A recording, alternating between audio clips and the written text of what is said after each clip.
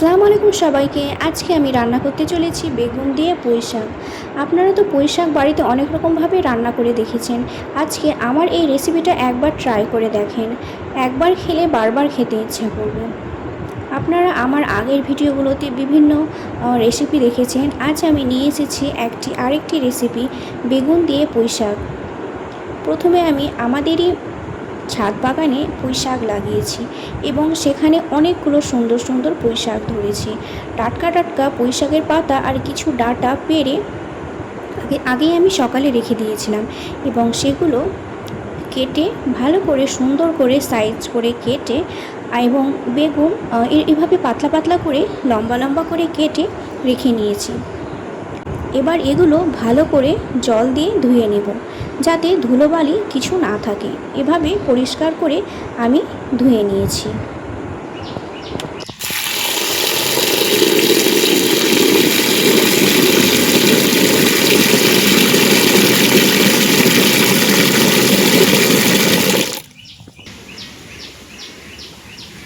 ধোয়ার পর সেগুলো একটা ঝুড়িতে জল ঝরাতে দিয়েছি। দিয়ে এটা প্রেসার কুকারে ভরে নেব এবং অল্প নুন আর হলুদ দিয়ে আর অল্প তেল দিয়ে ভালো করে মেখে সেটা ভরে দেব। এবার প্রেসার কুকারে ঢাকনা লাগিয়ে দেব। 3 থেকে 4টা সিটি ফেললেই হয়ে যাবে আমাদের পুঁই শাক সেদ্ধ। প্রেসার কুকারটা আমি নামিয়ে নিয়েছি এবং দেখছি বাষ্প শেষ হওয়া পর্যন্ত প্রেসার কুকারের মুখটা খুললাম। দেখুন কত সুন্দর সেদ্ধ হয়ে গেছে। এবার কড়াইয়ে তেলে ফেলবো। তার জন্য অল্প কিছু পেঁয়াজ আর কিছু কাঁচা লঙ্কা কড়াইয়ে নিয়ে ভালোভাবে তেল দিয়ে পেঁয়াজগুলোকে ব্রাউন করে ভেজে এই পুঁই শাকগুলো দিয়ে দিলাম। তারপর এগুলো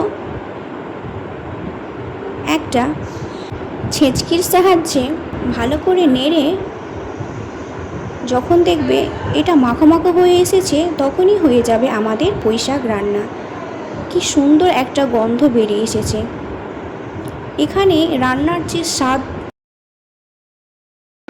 কেমন হবে তা তো রান্নারই গন্ধেই বোঝা যাচ্ছে। অল্প কিছুক্ষণ ফুটিয়ে আমাদের হয়ে যাবে এই রেসিপিটা। দারুণ স্বাদের এই রেসিপিটা আপনারা বাড়িতে অবশ্যই ট্রাই করতে পারেন।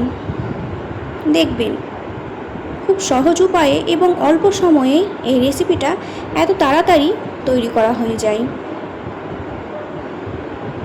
এবং আপনারা আমাকে কমেন্টে অবশ্যই লিখে জানাবেন যে আপনাদের এটি কেমন হয়েছে এবং পরের ভিডিওতে কী বিষয়ে রান্না নিয়ে আমি রেসিপি একটা বানাবো সেটা অবশ্যই জানাবেন।